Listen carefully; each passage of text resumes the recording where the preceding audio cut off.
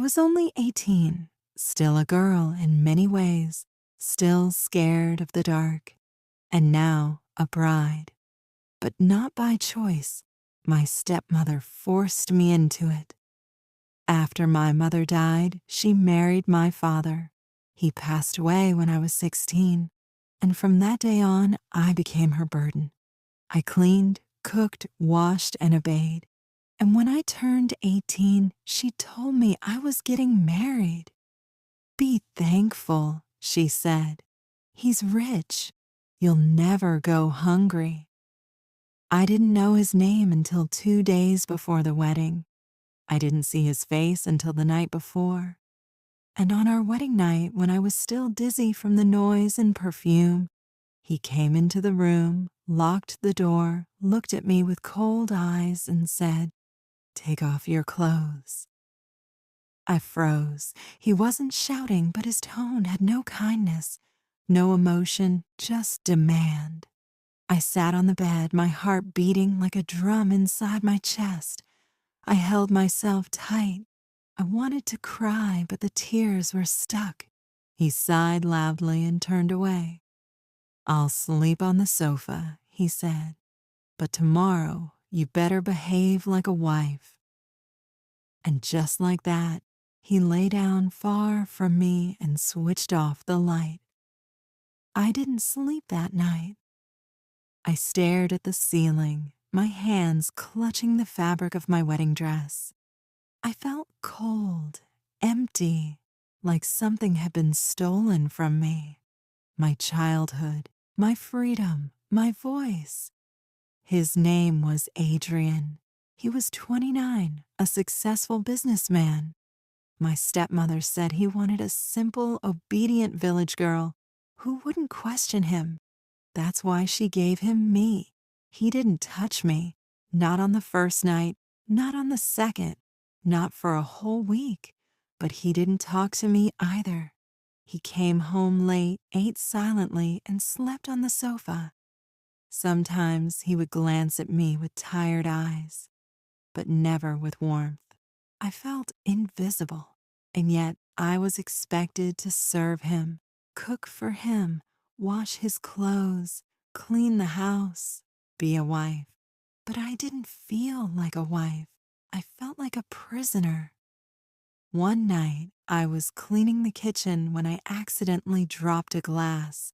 It shattered on the floor, cutting my finger. I gasped, and blood started dripping. I tried to hide it. I was used to hiding pain, but he walked in just then. He saw the blood and came forward. "What happened?" he asked, for the first time, like a real person. I broke a glass. "I'm sorry." He looked at my shaking hands, then at my face. He saw the tears I was trying to hold back. "You're hurt." I nodded. He gently took my hand and wrapped a cloth around it. I looked at him, confused. Why was he helping me now? "You should be careful," he said softly. "You can sit. I'll clean it."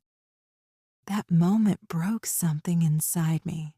Not because he was kind, but because it was the first time anyone had treated me like I mattered in years. The next morning, I found a first aid box on the table. Beside it was a small packet of chocolate and a note for the girl who bleeds in silence. It wasn't signed, but I knew it was him. And for the first time in many weeks, I smiled. One rainy evening, the lights went out. I lit a candle and made tea. He came home soaked, looking tired. I gave him a towel and a cup. "You didn't have to," he said. "I wanted to," I replied. He looked at me for a long moment, then he spoke. "My mother was like you, quiet, always scared. My father used to beat her. I used to hide under the table and listen to her cry." I looked at him, shocked. "She died when I was 15. My uncle raised me. He taught me to be tough, to never let emotions in. That's why I don't know how to be kind sometimes. My eyes filled with tears. You're not unkind, I whispered. He looked away. I thought marrying a quiet girl would make things easier, but maybe I was wrong. You don't deserve to be scared. He started eating breakfast with me. He started asking me how my day was. He started buying me books because I once told him I loved reading but never had time. He never touched me without asking. He always knocked before entering the room. He still slept on the sofa. But one night he asked, "Can I sit here?" I nodded. He sat at the edge of the bed. "Are you still scared of me?" he asked. I looked down. "Not as much," I said quietly. He smiled. "That's a start." 2 months passed. One day I told him everything about my stepmother, about how I begged not to marry, about how I cried the whole wedding night, about how I felt like I lost my voice. He didn't interrupt me, he just listened.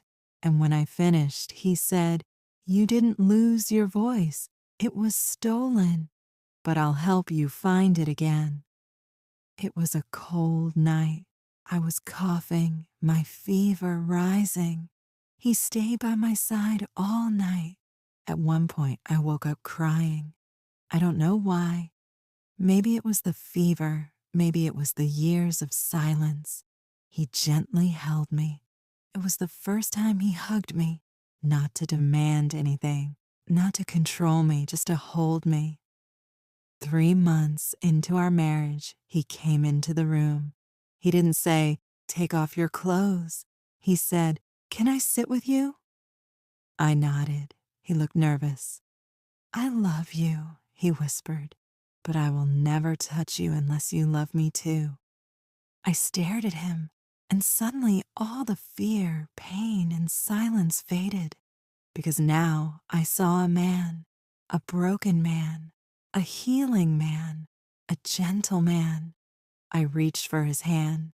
"I'm ready," I said, not because I was forced, but because I wanted to. That night, I gave myself to him, not as a duty, but as a choice. Now I'm 21. We have a small house, a garden. I write books now. I tell stories of girls like me. He still makes me tea every night. And sometimes I still cry, but not from fear, from joy, from healing, from love.